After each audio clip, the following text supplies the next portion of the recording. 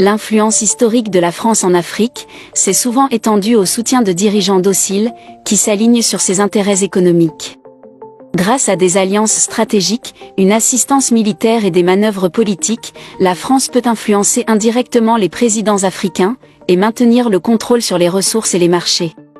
Cette pratique a permis à la France de sauvegarder son agenda économique, tout en perpétuant la dynamique néocoloniale, inhibant la pleine autonomie et le potentiel de développement des pays africains.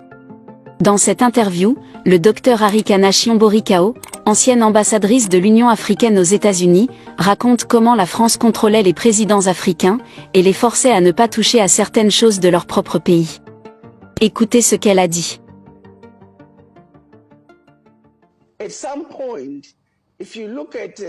À un moment donné, si vous regardez la situation avec les anciennes colonies françaises,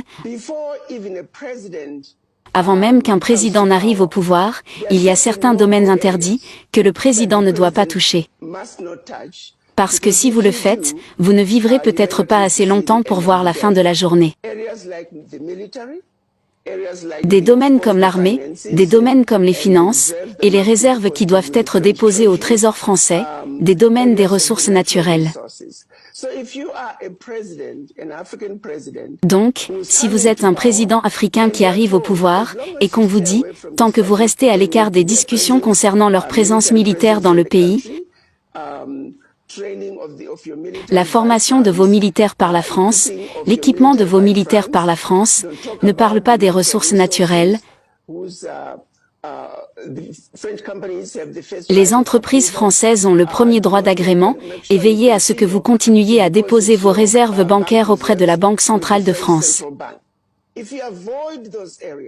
Si vous évitez ces domaines, vous êtes libre de diriger votre pays comme vous le souhaitez. Maintenant, quel genre de leader est-ce? Quel environnement allez-vous occuper, gérer et diriger votre pays, avec tous ces grands domaines de développement économique qui ne vous sont plus accessibles?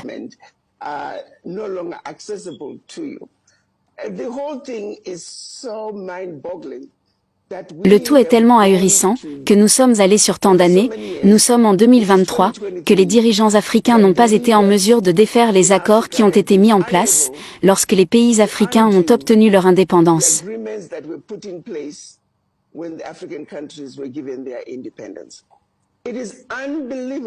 C'est incroyable qu'à ce jour, on puisse avoir un pays comme le Niger, être le deuxième pays le plus pauvre du monde, et pourtant toutes ces ressources vont à la France.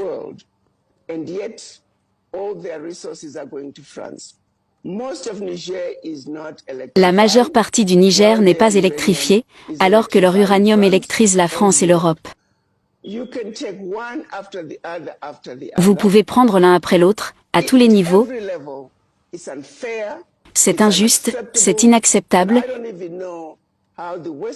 Et je ne sais même pas comment les puissances occidentales s'endormiraient vraiment tous les jours, sachant les ravages qu'elles créent en Afrique, tout en espérant que cela durera toujours. Le temps est venu, les enfants d'Afrique sont maintenant réveillés, ils peuvent voir clairement maintenant, et ils se lèvent simplement et disent que ça suffit. Alors oui, nous n'aimons pas les coups d'État, mais les 4 derniers coups d'État sont très différents, dans le sens où les enfants d'Afrique sont très clairs, parce que ce sont eux qui se lèvent et disent que nous devons reprendre notre pays, nous devons défendre notre territoire, ce qui est bien est bien, ce qui est mal est mal. Nous ne pouvons plus continuer à être exploités, c'est ce qui fait la différence.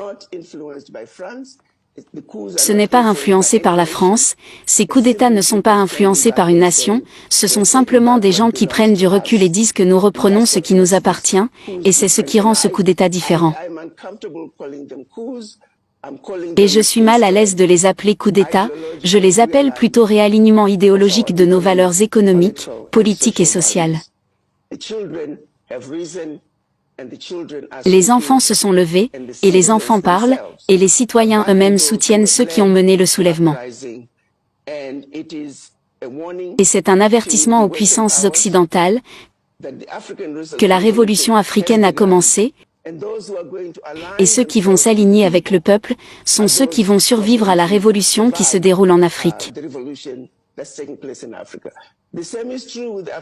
Il en va de même pour les dirigeants africains, ceux qui s'aligneront sur les souhaits du peuple sont ceux qui survivront également à cette révolution.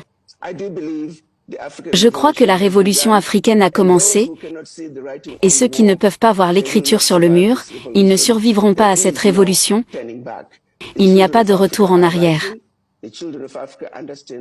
Les enfants d'Afrique se lèvent, les enfants d'Afrique comprennent les enjeux, et cette fois ils descendent dans la rue, pas pour faire la fête, ils descendent dans la rue unis, en tant que citoyens du Niger, en tant que citoyens du Mali, le Burkina Faso, la Guinée, parce qu'ils comprennent que ce combat particulier doit être traité au niveau national. Et j'espère qu'avec le temps, il sera traité au niveau continental. Parce que l'exploitation du continent doit cesser. Et cette fois, ce sont les enfants d'Afrique qui parlent, et le monde a intérêt à écouter.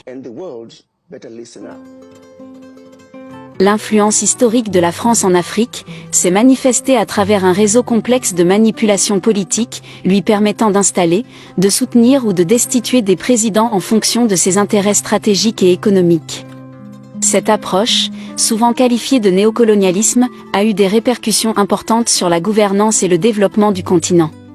La France est connue pour soutenir les dirigeants qui sont favorables à son programme, en fournissant une aide financière, une assistance militaire et un soutien diplomatique. Ce soutien assure non seulement la stabilité des intérêts économiques français, mais renforce également une dépendance qui limite la souveraineté des nations africaines.